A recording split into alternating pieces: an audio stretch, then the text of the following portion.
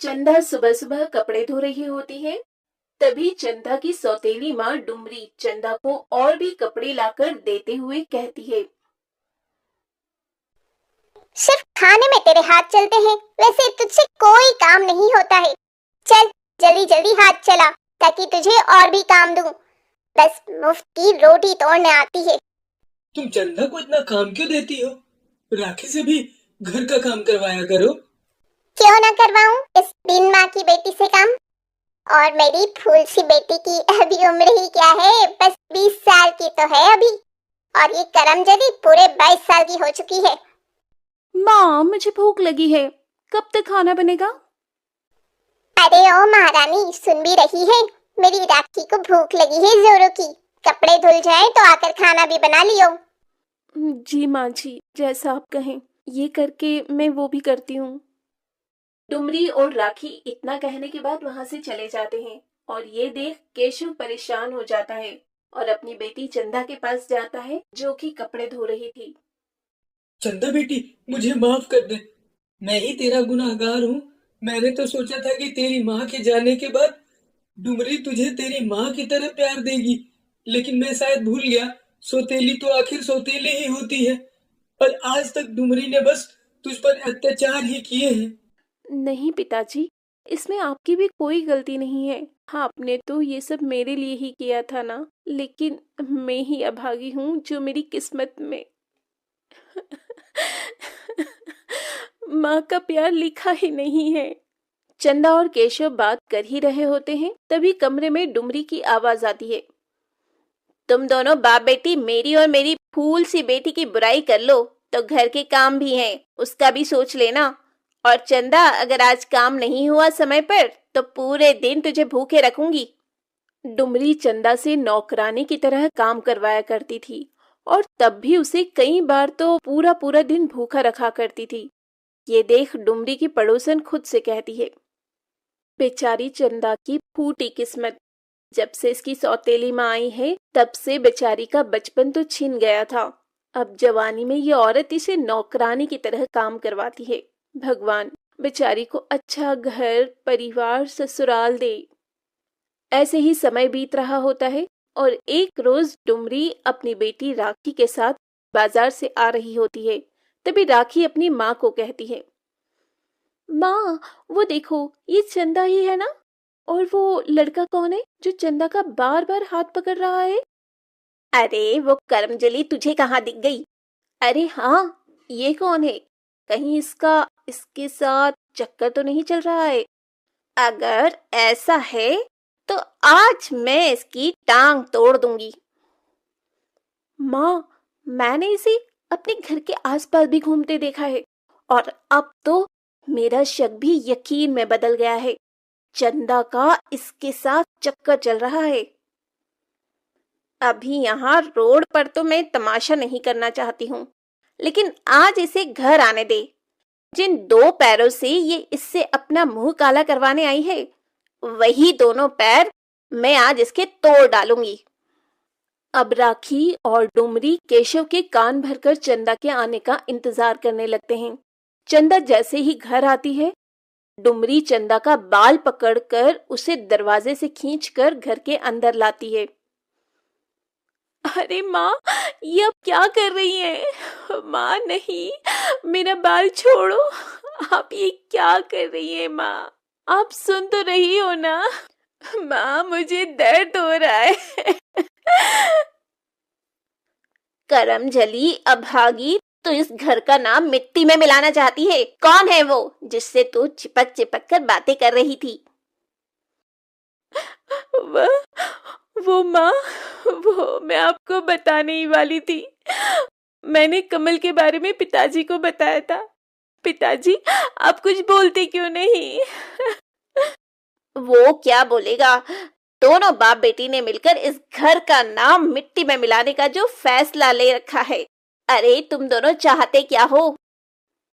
डुमरी चंदा को खूब मारती है और खाना भी नहीं देती। केशव भी चंदा को नहीं बचाता क्योंकि उसे भी अपने घर की इज्जत प्यारी थी।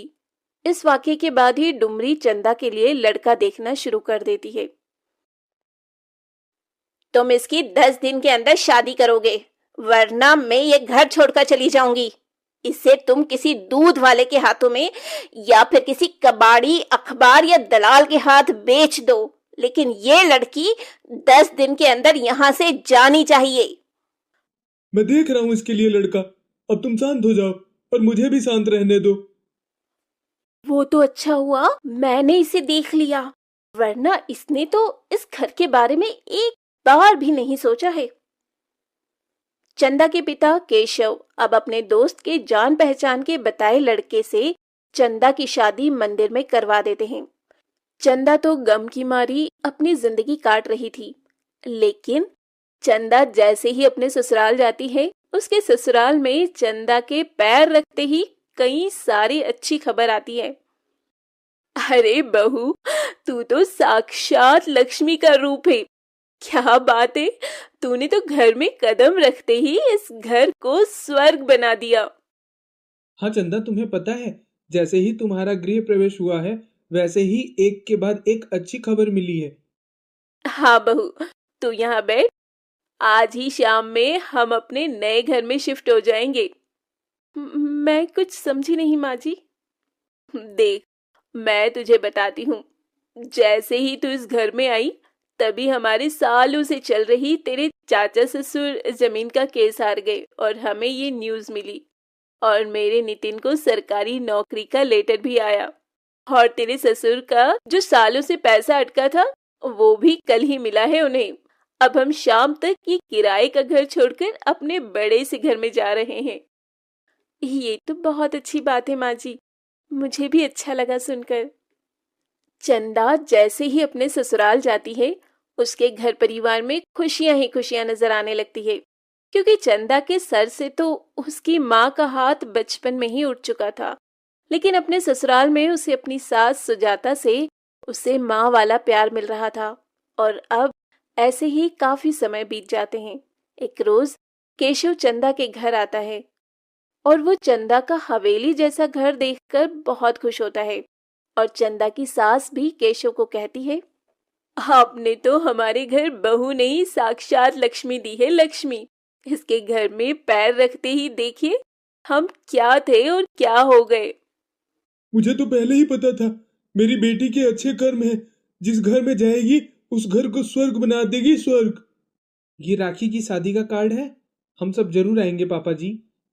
केशव अपनी बेटी को खुश देख बहुत खुश था, और वो जब अपने घर आता है तो अपनी पत्नी से कुछ भी नहीं कहता। दे आए महारानी को शादी का कार्ड। मैंने तो मना किया था कि कोई जरूरत नहीं है उसे राखी की शादी में बुलाने की, वो उस लायक ही नहीं है।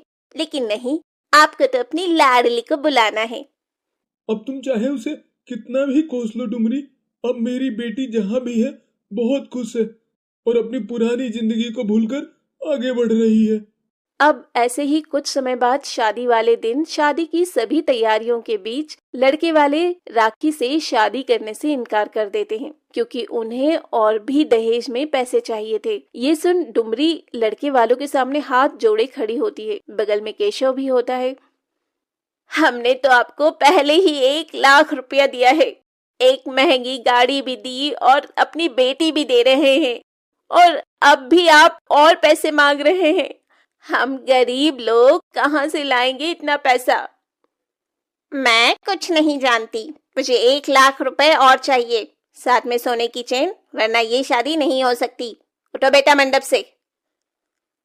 डुमरी लड़के वालों के सामने गिड़गिड़ा ही रही होती है, तभी एक बड़ी सी गाड़ी डुमरी और केशव के दरवाजे पर आकर रुकती है। कार देख डुमरी के मुंह से निकल जाता है, अब ये कौन आया? कहीं भगवान ने मेरी सुन तो नहीं ली और मेरी मदद को कोई फरिश्ता भेज दिया। जरूर चंदा बेटी आई होगी और दामाद जी। हाँ, क्यों नहीं, वो भिखारन कार में होगी। तुम भी बिना पिए कैसे सपने देखते हो? अब जैसे ही नितिन के साथ चंदा महंगी गाड़ी से महंगी साड़ी, ज्वेलरी पहने निकलती है, डुमरी की तो आंखें ही चमक जाती है। आसपास के खड़े लोग भी चंदा को देख हैरान थे। तभी चंदा आते ही अपने गले में पहना हार उतारकर दूल्हे को पहना देती है। क्या मांग है तुम्हारी? 1 लाख रुपए और सोने की चेन?